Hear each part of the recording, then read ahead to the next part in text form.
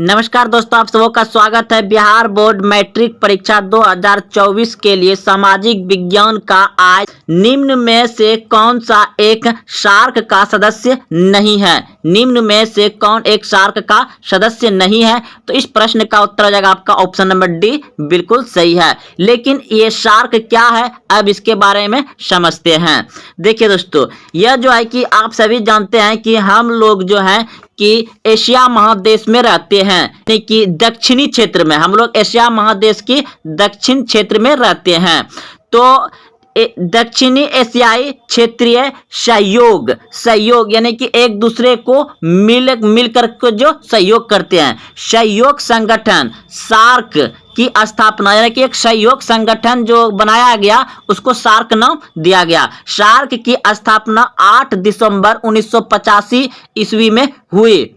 इसका मुख्यालय काठमांडू में है। इसका मुख्यालय कहाँ है? काठमांडू, नेपाल में है। तथा वर्तमान में इनके सदस्य देशों की संख्या 8 है। इनके वर्तमान सदस्य संख्या कितनी है? 8 है। और वह 8 सदस्य है आपके सामने भारत, पाकिस्तान, नेपाल, भूटान, बांग्लादेश, श्रीलंका, मालदीव और अफगानिस्तान है। तो दोस्तों, आपको प्रश्न ऑब्जेक्टिव में बिहार बोर्ड में बहुत बार पूछा गया है कि सार्क संगठन का मुख्यालय कहाँ है, तो काठमांडू में। ये एक प्रश्न पूछा जाएगा आपको। फिर जैसे कि अभी पूछा गया कि कौन सा देश सार्क का सदस्य नहीं है, तो आप सभी जान गए कि म्यांमार नहीं है, क्योंकि इनमें देख लीजिए 8 देश है और 8 देश में से म्यांमार आपको कहीं नहीं मिलेगा।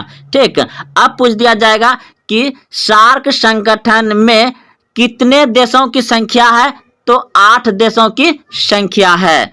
और पूछ दिया जाएगा कि सार्क संगठन की स्थापना कब हुआ था, तो 8 दिसंबर 1985 को हुआ था। अगर दोस्तों आपको 2 नंबर से प्रश्न पूछ दिया जाए सार्क के बारे में, तो आप यहां से यहां तक लिख सकते हैं, 2 नंबर कोई नहीं काटेगा। वैसे भी दोस्तों इसको 1-2 बार पढ़िएगा तो आप अच्छे से समझ जाइएगा और अपने आप प्रश्न को देखते ही आप अच्छे से बना सकते हैं कोई प्रश्न को। तो आप लोग इसमें देख रहे हैं कि कितना प्रश्न मिलेगा, कैसे ही पूछेगा तो आप आराम से बता सकते हैं। तो अब अगला प्रश्न है, देखिए इसमें डॉट डॉट हम समझा देते हैं कि भारत के किसके शासन काल में रेल और तार सेवा प्रारंभ हुई। इस बार प्रश्न पूछा गया था कि भारत के किसके शासन काल में रेल, डाक और तार सेवा की प्रारंभ किया गया था। 2023 में पूछा गया था, यानी अब की बार।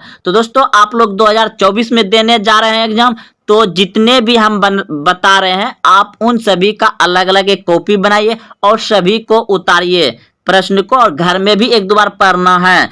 तो दोस्तों ऐसा मत सोचिए कि आपको यह सभी प्रश्न सिर्फ बिहार बोर्ड मैट्रिक परीक्षा में ही पूछेगा। आप जब इससे मैट्रिक के बाद किसी और एग्जाम में बैठेंगे ना, तो वहां भी पूछेगा, इसलिए जिसे पढ़िए बहुत अच्छे से पढ़िए। तो दोस्तों आप लोग को प्रश्न पूछा जाएगा, तो यहाँ पे प्रश्न है कि भारत में किसके शासन काल में रेल तार सेवा प्रारंभ हुई थी। तो इस प्रश्न का उत्तर हो जाएगा आपका ऑप्शन नंबर जो है कि सी, बिल्कुल सही है।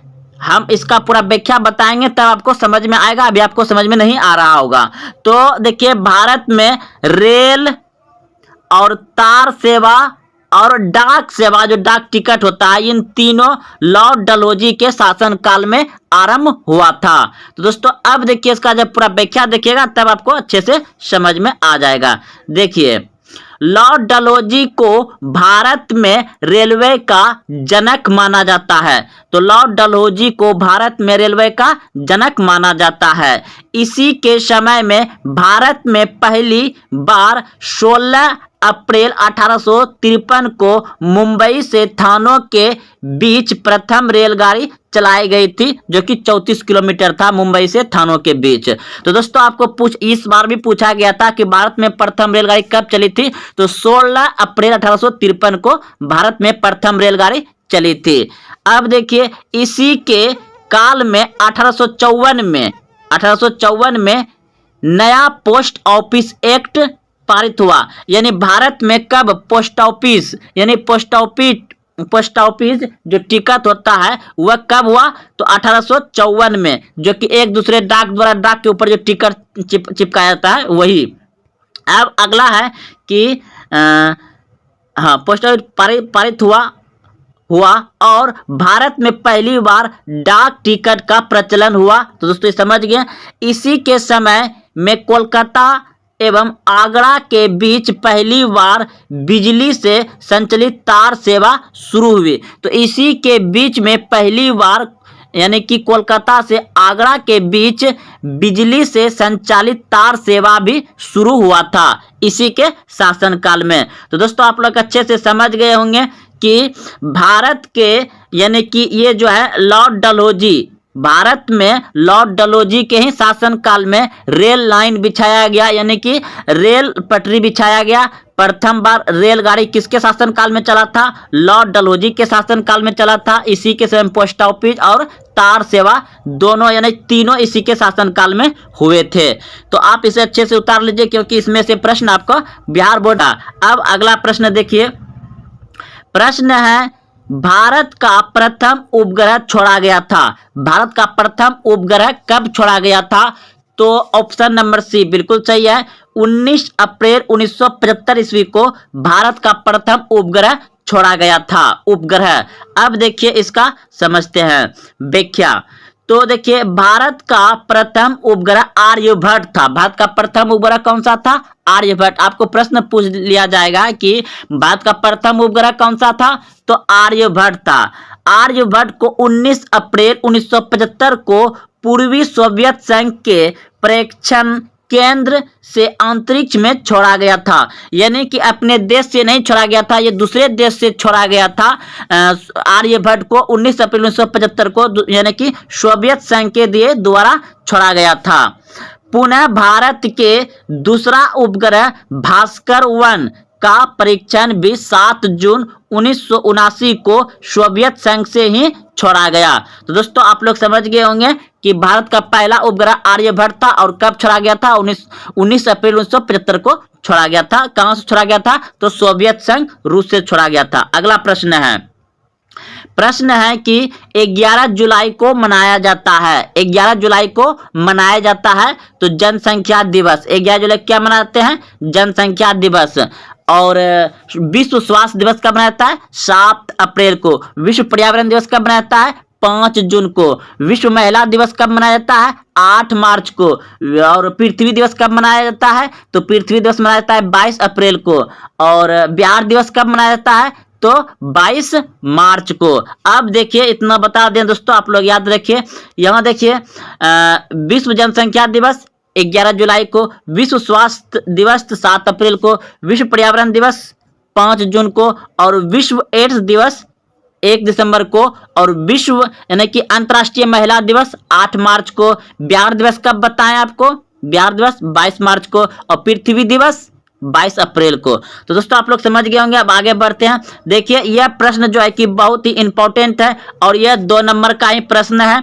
प्रश्न ये 5 नंबर का ही प्रश्न पूछ सकता है, इसको आपको 5 नंबर से भी पूछ लिया जाएगा। तो प्रश्न है भोपाल गैस कांड क्या है। भोपाल गैस कांड क्या है, आपको बहुत बार ऑब्जेक्टिव में पूछता है कि भोपाल कांड मतलब भोपाल गैस कांड कब हुआ था, तो 3 दिसंबर 1984 ईस्वी को हुआ था।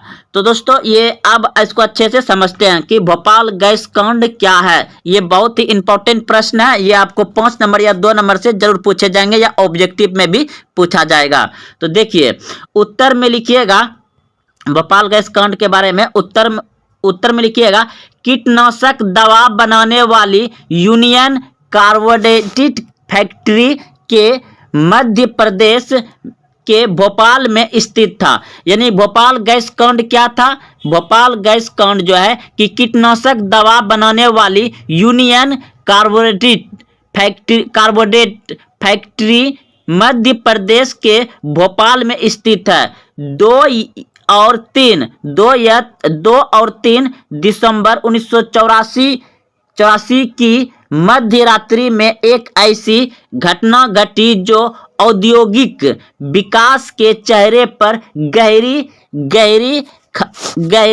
कालिक कलिक, गहरी कलिक पोथ गया, यानी कि गहरा कलिक पोथ गया। इस फैक्ट्री से मिथाइल आइसोसाइनाइट, यही प्रश्न पूछा जाएगा कि भोपाल गैस किस गैस के कारण हुआ था। तो याद रखिएगा, भोपाल गैस कांड जो हुआ था किस गैस के कारण हुआ था, तो मिथाइल आइसोसाइनाइट के कारण हुआ था। आप लोग भी बहुत सारा ऑब्जेक्टिव में यानी कि अगर क्वेश्चन बैंक पढ़ते हैं तो वहां भी मिलता होगा। मिथाइल आइसोसाइनाइट हुआ था, उसका शॉर्ट नेम है MIC।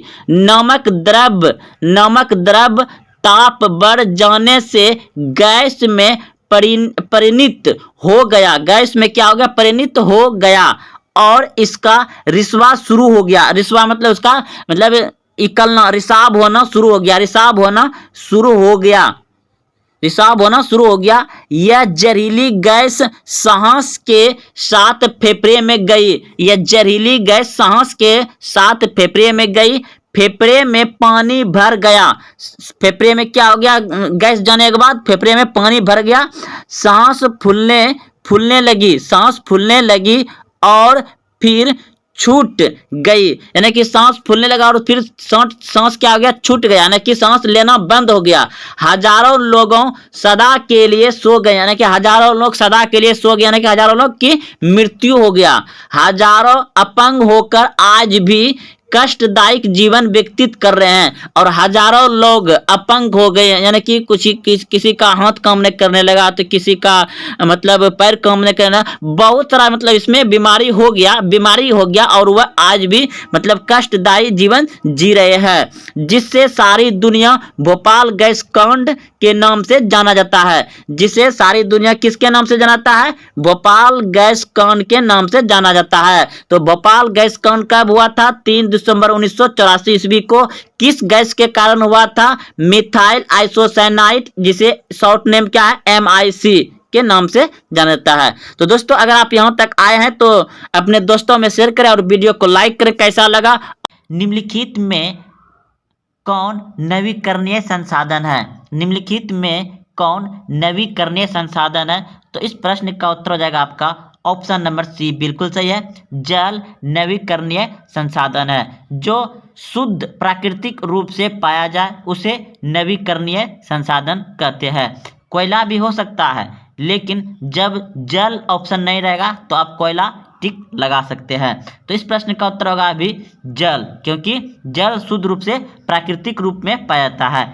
अगला प्रश्न है कि तारापुर परमाणु विद्युत केंद्र है, तारापुर परमाणु विद्युत केंद्र है तो महाराष्ट्र में, ऑप्शन नंबर B बिल्कुल सही है, महाराष्ट्र में है।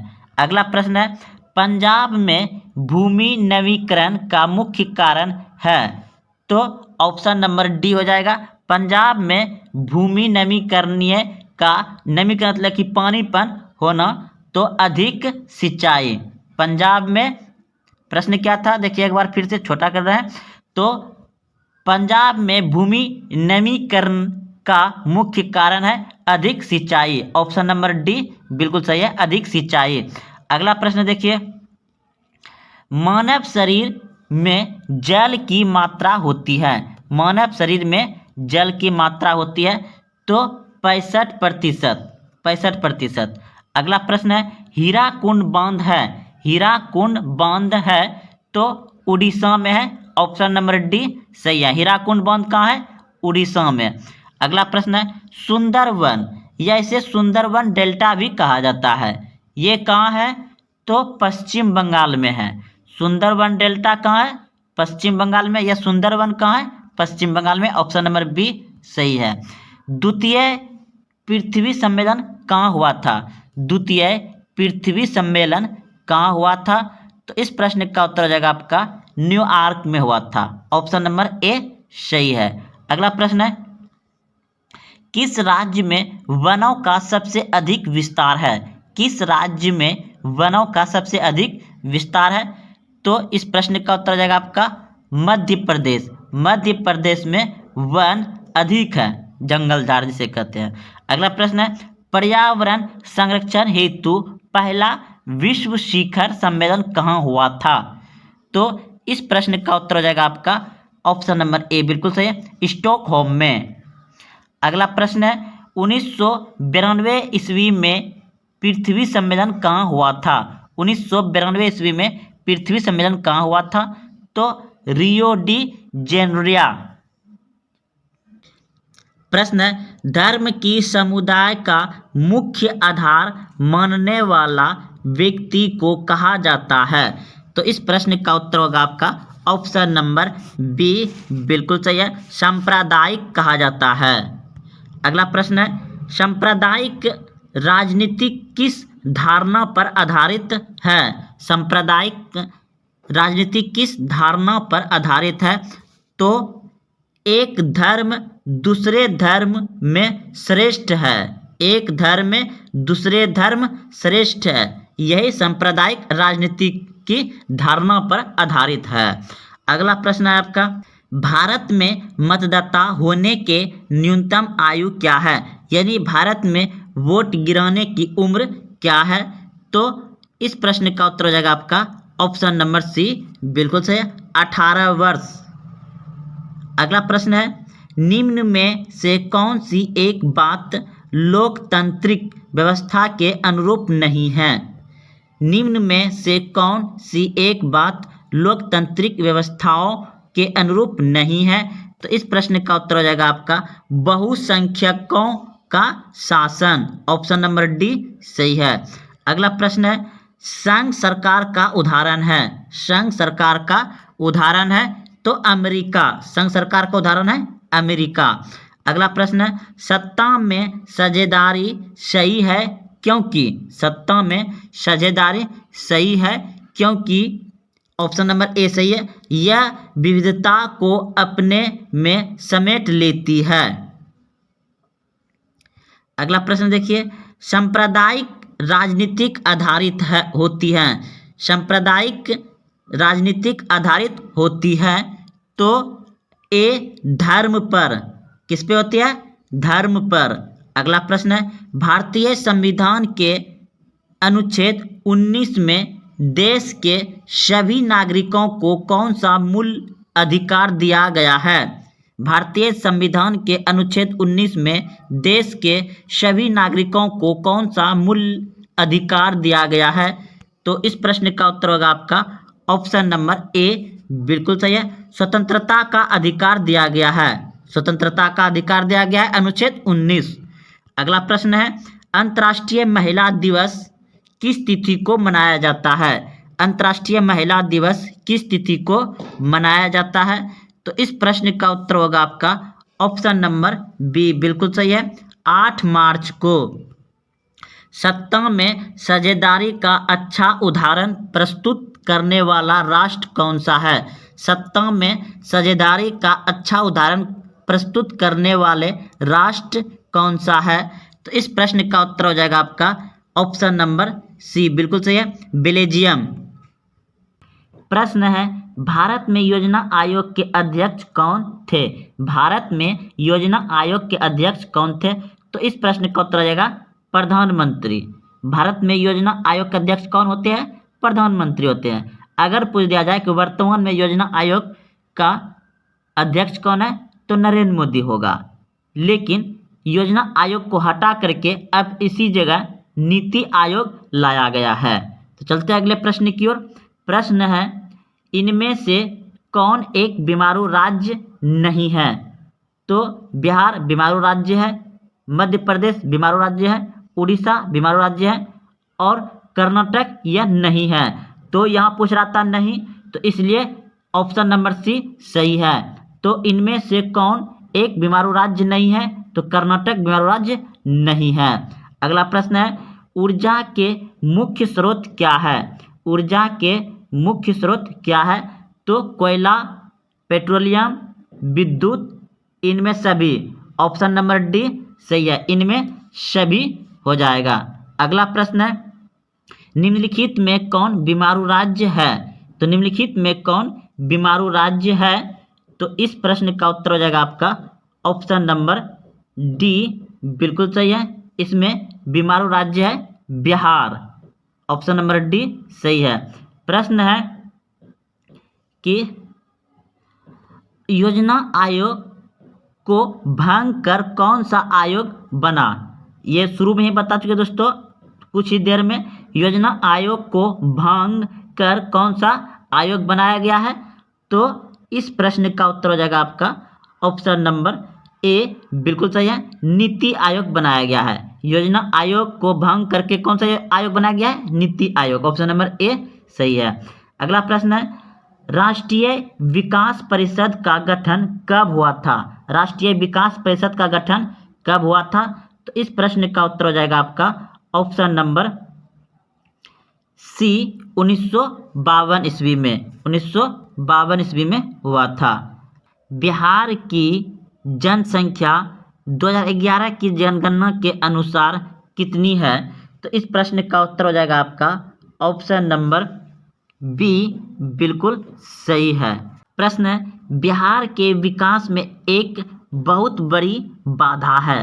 बिहार के विकास में एक बहुत बड़ी बाधा है। बाधा यानी कि रुकावट है जो बिहार को आगे नहीं बढ़ने देता है। तो वह क्या है? बाढ़। बाढ़ से बिहार में बहुत हानि होता है, जान माल की हानि, गांव देहात पूरा बाढ़ में बह जाता है, रोड सड़क। तो इस प्रश्न का उत्तर आ गया बाढ़। अगला प्रश्न देखिए, प्रथम पंचवर्षीय योजना शुरू हुआ था। प्रथम पंचवर्षीय योजना शुरू हुआ था तो 1951 में। ऑप्शन नंबर सी सही है। अगला प्रश्न है, निम्न में कौन प्राथमिक क्षेत्र कहा जाता है? निम्न में कौन प्राथमिक क्षेत्र कहा जाता है? तो कृषि को प्राथमिक क्षेत्र कहा जाता है। कृषि, पशुपालन, ये सभी जो कि प्राथमिक क्षेत्र हैं। और द्वितीय क्षेत्र हो गया आपका उद्योग। द्वितीय क्षेत्र हो गया उद्योग। तृतीय क्षेत्र हो गया आपका सेवा। तृतीय क्षेत्र सेवा। तो आपका प्रश्न था निम्न में कौन प्राथमिक क्षेत्र कहा जाता है? तो कृषि और पशुपालन होगा। अगला प्रश्न है, बिहार में किसकी प्रधानता है? तो इस प्रश्न का उत्तर हो जाएगा आपका ऑप्शन नंबर कृषि। ऑप्शन नंबर डी बिल्कुल सही है, कृषि होगा। अगला प्रश्न है, रेल बजट को किस वित्तीय वर्ष में सामान्य बजट में समावेशित किया गया है? तो इस प्रश्न का उत्तर हो जाएगा आपका 2017-18 में। ऑप्शन नंबर डी सही है। प्रश्न है, रेल बजट को किस वित्तीय वर्ष में सामान्य बजट में समावेशित किया गया है? तो ऑप्शन नंबर डी सही है, 2017-18 में। अगला प्रश्न है, 12वीं पंचवर्षीय योजना की अवधि क्या है? 12वीं पंचवर्षीय योजना की अवधि क्या है? तो 2012 से 2017 तक 12वीं पंचवर्षीय योजना था। प्रश्न है, यूरोप का मरीच किसे कहा जाता था? यूरोप का मरीच किसे कहा जाता था? तो यूरोप का मरीच ऑप्शन नंबर ए बिल्कुल सही है, तुर्की को कहा जाता है। यूरोप का मरीच तुर्की। अगला प्रश्न है, असहयोग आंदोलन का प्रस्ताव कांग्रेस के किस अधिवेशन में पारित हुआ? असहयोग आंदोलन का प्रस्ताव कांग्रेस के किस अधिवेशन में पारित हुआ? तो इस प्रश्न का उत्तर हो जाएगा आपका ऑप्शन नंबर ए बिल्कुल सही है, सितंबर 1920 कोलकाता में। अगला प्रश्न है, निम्नलिखित व्यक्तियों में कौन लोकतंत्र में रंगभेद विरोध नहीं थे? तो इस प्रश्न का उत्तर हो जाएगा आपका ऑप्शन नंबर डी बिल्कुल सही है, जेड गुडी। अगला प्रश्न है, 16वीं लोकसभा में महिला सदस्यों की संख्या कितनी है? तो इस प्रश्न का उत्तर हो जाएगा आपका ऑप्शन नंबर डी बिल्कुल सही है, 65। 16वीं लोकसभा में महिला सदस्यों की संख्या कितनी थी? 65। ऑप्शन नंबर डी सही है। पर्यावरण संरक्षण हेतु पहला विश्व शिखर सम्मेलन कहाँ हुआ था? तो इस प्रश्न का उत्तर हो जाएगा आपका स्टॉकहोम में हुआ था। ऑप्शन नंबर ए सही है। उत्तर भारत का मैनचेस्टर किस शहर को कहा जाता है? उत्तर भारत का मैनचेस्टर किस शहर को कहा जाता है? तो कानपुर को। किसको कहा जाता है? कानपुर को। उत्तर भारत का मैनचेस्टर किस शहर को कहा जाता है? कानपुर को कहा जाता है। अगला प्रश्न है, भारतीय अंतर्राष्ट्रीय जल मानकीकरण का गठन किस वर्ष किया गया था?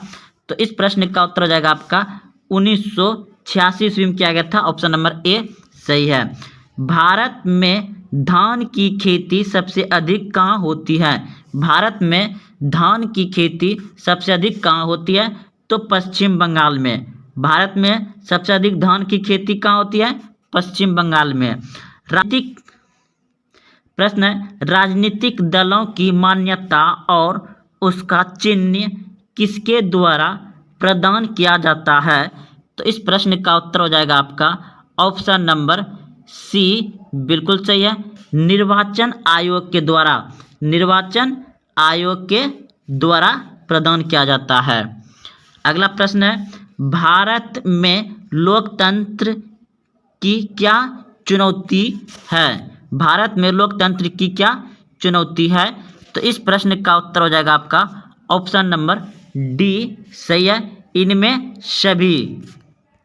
अगला प्रश्न है, आजकल लोकतंत्र के लिए सबसे बड़ा चुनौती क्या है? आजकल लोकतंत्र के लिए सबसे बड़ा चुनौती क्या है? तो इस प्रश्न का उत्तर हो जाएगा आपका भ्रष्टाचार। ऑप्शन नंबर सी, बिल्कुल सही है, भ्रष्टाचार।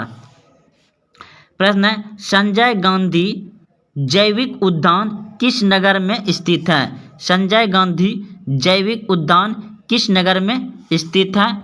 तो इस प्रश्न का उत्तर हो जाएगा आपका ऑप्शन नंबर डी, बिल्कुल सही है, पटना में। संजय गांधी जैविक उद्यान किस नगर में है? पटना में। अगला प्रश्न है, नदियों में बाढ़ आने का मुख्य कारण क्या है? नदियों में बाढ़ आने का मुख्य कारण क्या है? तो इस प्रश्न का उत्तर हो जाएगा आपका ऑप्शन नंबर डी, बिल्कुल सही है, इनमें सभी।